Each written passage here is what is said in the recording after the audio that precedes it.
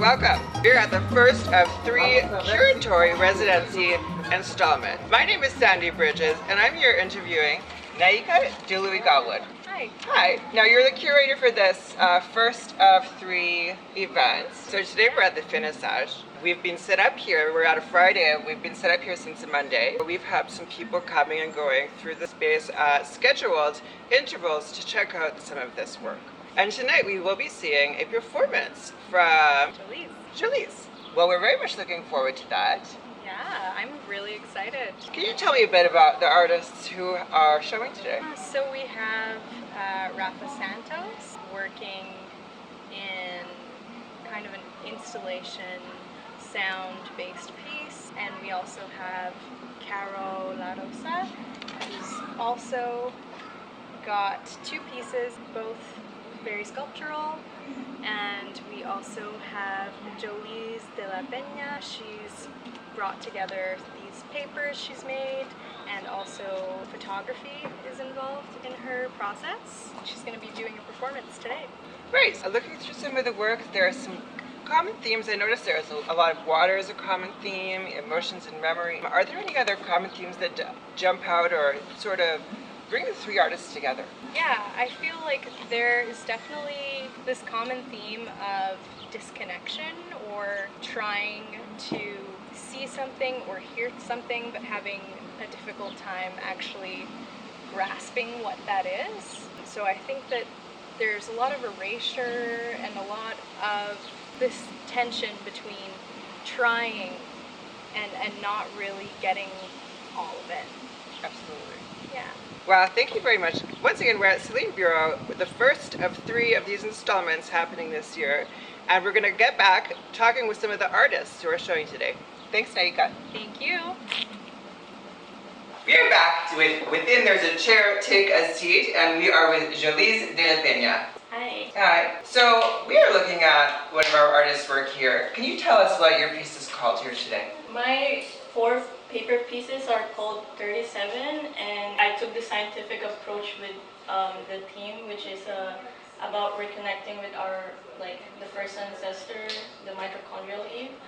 And I basically printed 37 pictures of this African woman that I took a photo shoot with, and I did a new paper, so I basically transformed all those prints into all of this. So this is interesting. It looks like you've recreated a fiber into, what's the process with this medium? Well, with the sound type, the photographic pictures here, and the same with the water bath, the blueprint, it's 2 chemicals that you mix in a dark room, and it actually uses the sun. After that, I just kind of blended all the paper and made into a pulp, using a blender, and I just kind of use this water bath as my paper making bath. Now, what does it say? It's Cyanotype. Cyanotype, and that's interesting because it's what they use to make blueprints. Yeah, I think that's the first photographic alternative process. It's really interesting, and I use it a lot now. It's very clever and it's beautiful. It goes with the whole color theme. And so today we are at the finissage. Am I correct in thinking there's a performance aspect as well to your piece? Yes. I'll be basically doing the process of paper making while narrating the origin of paper making, which also kind of reflect how the process of our first black woman ancestor passed down to us generation now. It'll be exciting and can't wait. I can't wait. I'm looking forward to that as well. Yeah. Thanks so much for your time, and we're going to take a look at some of the other artists. We are at the Celine Bureau, and we are with Larrosa. Can you tell us what your work is called here today at the residency? My work is called Isla de Caña, Isla de Leche, which translates to Island of Cane and Island of Milk.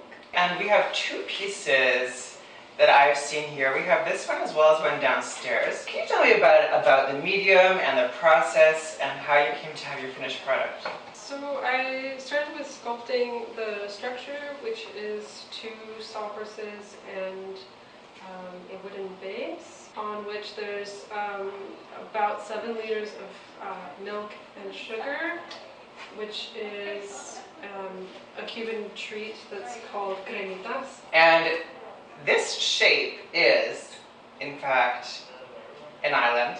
Yeah, it's like an abstract Cuba that is kind of on its side. Right, okay, so it's close to the same thing. And we are having some literal aspects of it with the almost paper mache. It's cane and milk and cane.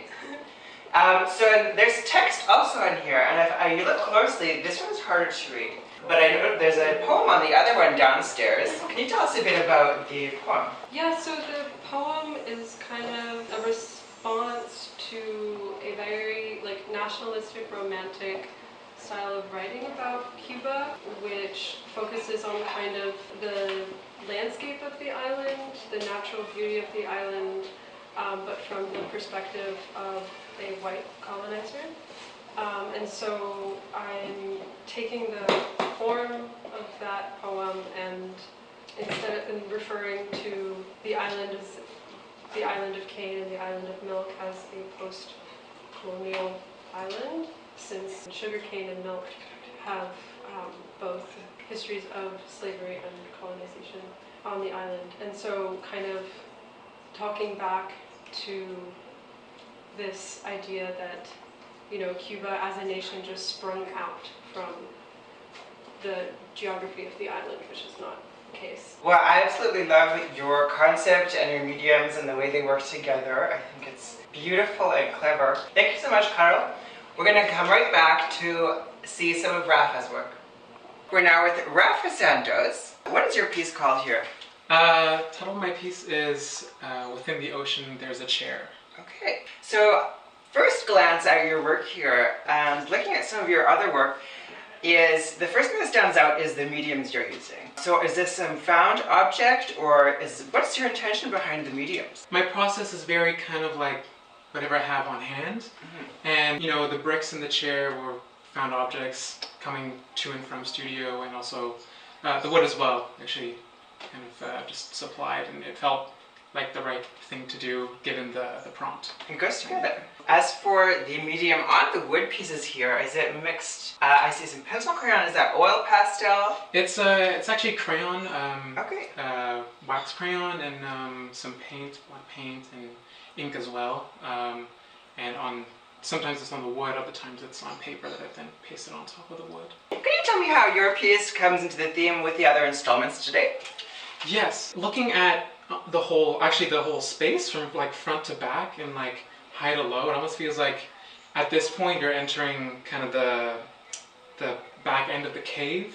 And I think with Joliz's work through to Carol's to mine, it's almost like you get this sort of dual sense of the mitochondrial leaf of with the joy that comes with that, there's also the crushing weight of the ocean that comes with all that history and that lineage that comes from the mitochondrial leaf. And I think at this point it's the weight of it all, the back end that you kind of feel in the piece. It is interesting that we are at the end of the gallery space here.